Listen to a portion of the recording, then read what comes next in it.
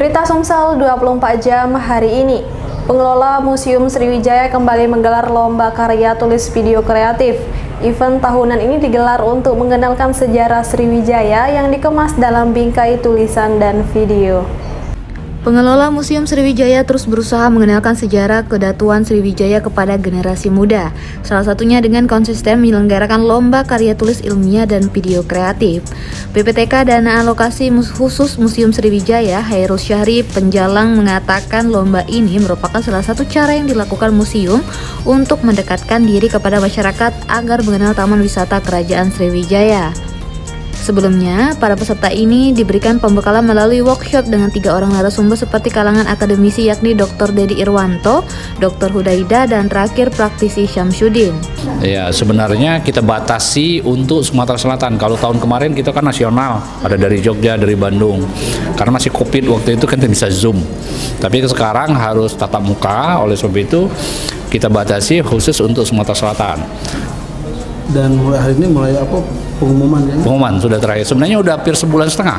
Ini sudah sebulan setengah hasilnya. Tapi karena tulis ilmiah ini kan individu, harus diketik, harus cari literatur kan, terus harus ada kunjungan ke museum, tempat-tempat peninggalannya, baru mereka bisa menyimpulkan dalam bentuk tulisan. Ya. Sementara itu, salah satu Dewan Juri Syamsuddin mengapresiasi para peserta dalam mengembangkan ilmu pengetahuan dan mau belajar terkait sejarah Kerajaan Sriwijaya. Dia mengaku ada 2 tahapan yang dinilai dalam LKTI ini. Penilaian pertama dinilai dari makalahnya mulai dari judulnya, isi, dan pembahasannya. Selanjutnya, penilaian presentasi seperti penampilan, penyajian isinya, kemampuan bahasa, dan kemampuan menghadapi pertanyaan-pertanyaan dari Dewan Juri. Dari 10 besar yang ikut di dalam kontes ini, itu sayangnya sebagian besar itu terkait dengan sistem pemerintahan, sistem birokrasi, kearifan lokal justru yang digarap oleh yang masuk 10 besar. Jadi penilaiannya kita menggunakan metode skala Likert, jadi melalui persentase. Jadi ada tahapan yang kedua. Yang pertama itu kita menulis menilai penilaian makalahnya. Di tempat yang sama, akademisi dari Universitas Sriwijaya, Dr. Hudaida menilai secara garis besar tulisan para peserta yang terpilih sudah bagus dan layak untuk dipresentasikan. Beberapa tulisan menggunakan metode historis dan metode kualitatif. Kalau dilihat dari metodenya, sudah lumayan ya, sudah menunjukkan mereka menggunakan metode ilmiah yang sesuai dengan kajian mereka. Misalnya ada yang menggunakan metode historis, ada yang menggunakan metode kualitatif gitu. Nah, dari penulisan tadi sudah juga terlihat bagaimana peserta itu sudah mampu mengungkap apa yang ingin mereka sampaikan melalui kajian ilmiahnya. Reporter Sri Depi, juru kamera Hadi Parit, palfresh.com. Pemirsa, Sultan Palembang Darussalam Sultan Iskandar Mahmud Badarudin memberikan orasi ilmiah kepada para wisudawan Sekolah Tinggi Ilmu Administrasi dan Pemerintahan Anissa Dwi Salfarizi 14. Sultan Palembang Darussalam Sultan Iskandar Mahmud Badarudin memberikan orasi ilmiah kepada para wisudawan Sekolah Tinggi Ilmu Administrasi dan Pemerintahan Anissa Dwi Salfarizi 14. Sultan Iskandar mengapresiasi dan mengucapkan selamat kepada para wisudawan. Dia berharap para wisudawan menjadi pemimpin bangsa yang berkualitas di masa depan. Sementara itu, Ketua Sekolah Tinggi Ilmu Administrasi dan Pemerintahan Anissa Dwi Salfarizi, Haji Ahmad Rizal Fahlevi SE MSI mengatakan ada 142 orang yang diwisuda, terdiri dari 84 orang program studi ilmu administrasi negara dan 58 orang prodi ilmu pemerintahan. Reporter dan juru kamera Kurniawan, palfresh.com. Puluhan warga dari Kabupaten Musirawas Utara menggelar aksi demo di depan kantor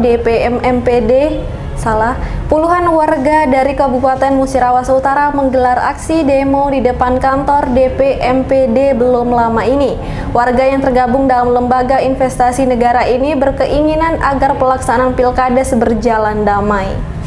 Puluhan warga Muratara yang tergabung dalam Lembaga Investasi Negara menggelar aksi damai jelang Pilkades.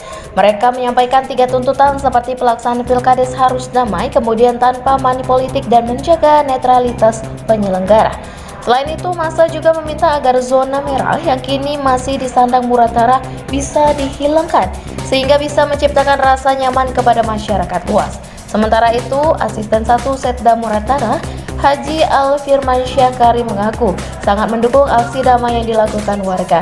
Pihaknya juga memiliki visi dan misi dalam pelaksanaan Pilkades, yakni Pilkades aman, damai, dan riang gembira.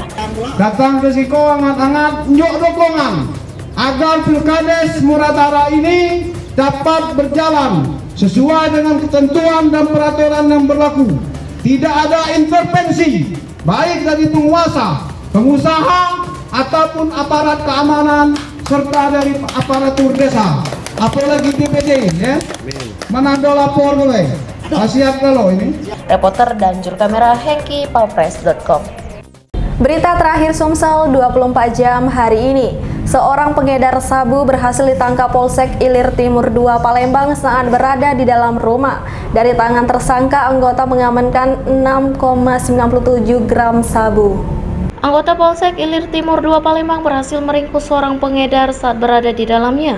Di dalam rumah tersangka Gus Surono ini, anggota mengamankan barang bukti berupa 8 paket sabu dengan berat 6,97 gram.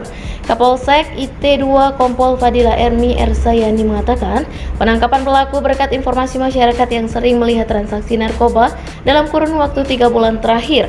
Selanjutnya, anggota melakukan penyelidikan dan berhasil menangkap pelaku bersama barang bukti. Untuk modusnya, barang haram ini merupakan titipan dari sang bandar untuk dijualkan. Setelah terjual habis, tersangka mendapat keuntungan sebesar 1 juta rupiah. Selain mengamankan barang bukti sabu, anggota juga mengamankan timbangan digital, 1 bal plastik klip bening kecil, 1 buah bekas kotak rokok, tempat penyimpanan sabu, dan uang tunai sebesar Rp150.000. Sementara itu, pelaku Agus mengaku jika dia juga menggunakan sabu selain menjualnya. Adapun 8 paket yang diberikan terjual 10 hingga 20 hari. Mayoritas pembeli merupakan teman seprofesi di kapal. Jadi kami alhamdulillah telah berhasil mengungkap kasus narkoba, mengamankan 8 paket narkotika yang diduga berisi sabu. Jadi modusnya ini, si bosnya ini menitipkan sama si Agus, nanti kalau sudah habis terjual baru disetor. Untuk nominal yang disetor kurang lebih 7 juta, keuntungannya kurang lebih 1 juta. Untuk bandarnya masih kami kejar ya, DPU. Terus untuk pasal yang kami terapkan yaitu pasal 114 ayat 2, karena lebih dari 5 gram barang bukti yang diamankan dengan ancaman hukuman minimal 5 tahun maksimal 20 tahun. Reporter dan juru kamera Kurniawan, palpres.com. Demikianlah berita Sumsel 24 jam hari ini.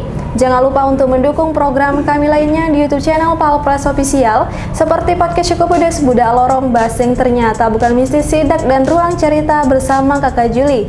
Saya Sri Devi, sampai jumpa.